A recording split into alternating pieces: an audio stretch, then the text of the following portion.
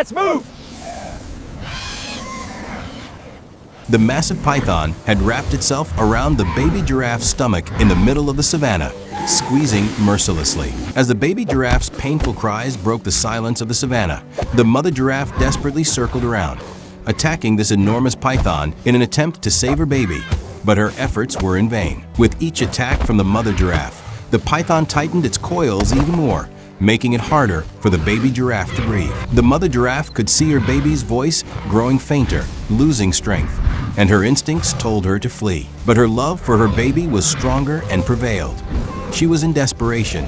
If she couldn't find help, this would be the last time she would see her baby. She began running toward the straight asphalt road cutting through the savannah. Her only hope was to seek help from a human. When she reached the road, she heard the sound of an approaching car and ran in that direction. She saw a navy blue BMW 525 model car approaching her on the road. As the car approached, she darted into the middle of the road, jumping right in front of the car and stopping. When the vehicle suddenly braked, the tires left marks on the asphalt. "Damn it!" Alex shouted from behind the wheel. He had nearly hit the huge animal and was terrified. Hey you!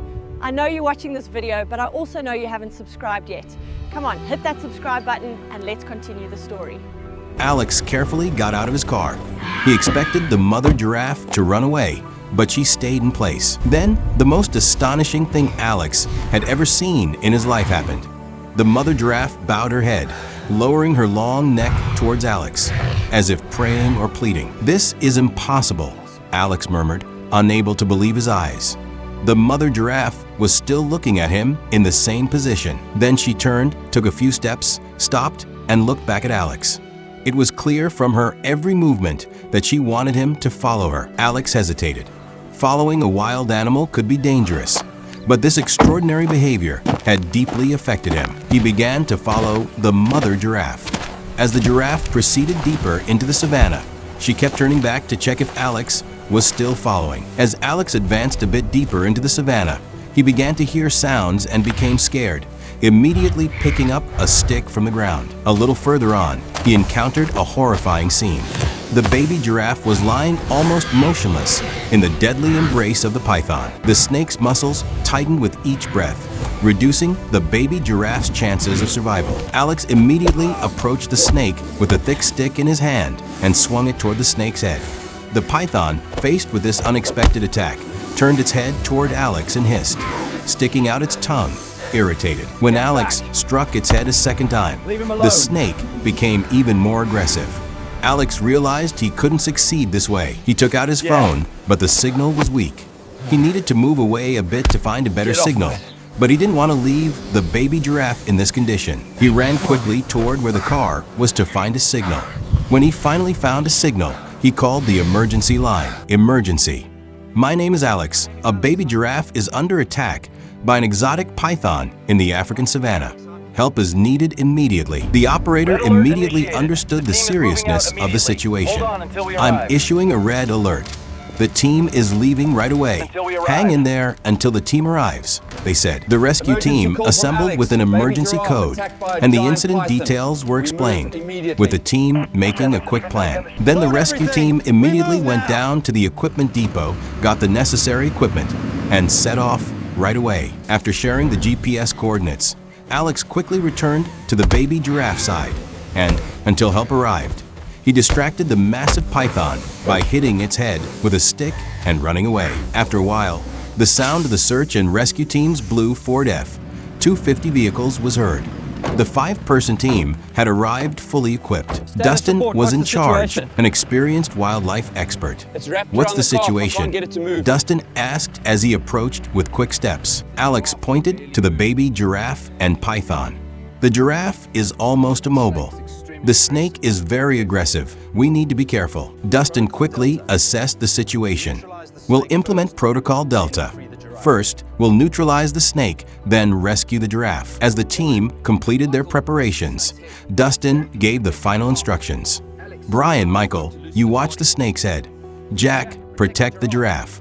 Alex, you and I will try to open the snake's body." If you enjoyed this story, don't forget to share your thoughts in the comments, subscribe to the channel, and leave a little like. The team moved in a coordinated manner. Brian and Michael tried to control the snake's head using metal rods. When the python felt threatened, it loosened itself to defend its head, which caused the giraffe to loosen slightly. "Now," shouted Dustin. Alex and Dustin, struggling with the snake's powerful muscles, tried to open its body. The python's strength was incredible, but working together, the two men managed to loosen its grip. However, the python made an unexpected move. It violently swung its body to free its head, throwing Brian off balance. The snake's head was now free, and hissing angrily, it turned toward the nearest target, Jack. Seeing that things were going badly, Dustin moved quickly. He pulled an electroshock device from the bag next to him, a tool used as a last resort in wildlife rescue operations. He brought the device close to the python's head and pressed the button. The electric shock caused the python's muscles to contract momentarily and then relax. The snake was temporarily stunned. Its head fell to the ground, but it was still hissing. It was very strong. Quickly, Dustin shouted, "Save the giraffe." Alex and Dustin quickly opened the python's loosening coils. Jack carefully took the baby giraffe in his arms. The animal was very weak, but still alive. Its chest was slowly rising and falling. "It's alive," said Jack, taking a relieved breath. "But its condition is critical." Dustin quickly made an assessment. "We need to take it to the treatment center immediately. Thomas, bring the emergency kit." Thomas took the emergency kit from his bag. As Jack laid the giraffe on the ground, Thomas immediately placed the oxygen mask on the animal's nose and checked its legs, which were suspected to be broken. The mother giraffe stood anxiously next to her baby. She was watching the humans carefully, but wasn't afraid of them. Alex approached the mother giraffe and carefully stroked her long neck. Under normal circumstances, no wild giraffe would allow this. But in this extraordinary situation, the mother giraffe allowed the touch. The python was slowly recovering from the effect of the electroshock. Brian and Michael quickly prepared a transport cage and placed the snake inside. "We need to take this python too," said Dustin. "Probably an escaped exotic animal. It will need to be sent back to its natural habitat." The team carefully placed the baby giraffe on a special stretcher and moved toward their vehicles. Alex walked next to the mother giraffe. When they reached the vehicles, they went in two different directions. One vehicle taking the python to a secure facility, the other transporting the giraffes to the treatment center. But the problem still wasn't over. This poor baby giraffe was in very bad shape, with bruises on its body and probably fractures. At the treatment center, the chief veterinarian, Dr. Paul, immediately examined the baby giraffe. There's a fracture in the right front leg, slight internal bleeding, and bruises.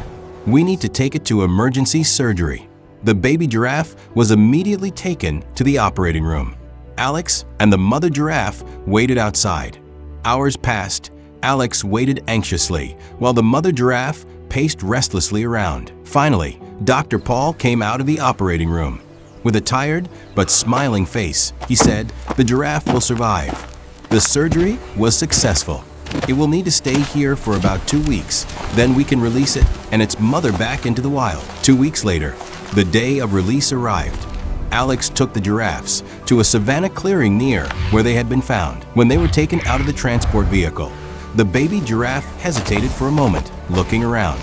Then it stepped forward with its mother. Then the mother giraffe turned to Alex.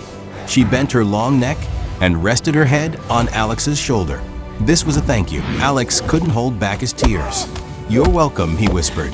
The mother and baby giraffe disappeared as they ran into the depths of the savanna. 1 month after the incident, Alex returned to the same savanna area for research. He and his team were placing wildlife monitoring devices in the region. Deep down, he hoped to see the giraffes, but he knew this was a very slim chance. Giraffes usually roam over large areas and rarely return to the same spot. While resting in a small clearing for lunch, one of his team members suddenly pointed. "Alex, look, there's something beyond the savanna." When Alex turned his head, about 100 meters away, a herd of giraffes stood among the acacia trees. In the front row were the familiar mother and baby giraffe. They had never forgotten the kindness shown to them. Even in nature's most difficult moments, there is hope and kindness. If this video touched you, don't forget to like and share. Every share contributes to the protection of more animals. In this story, we understand how strong the bond between animals and humans is. I hope you like the story.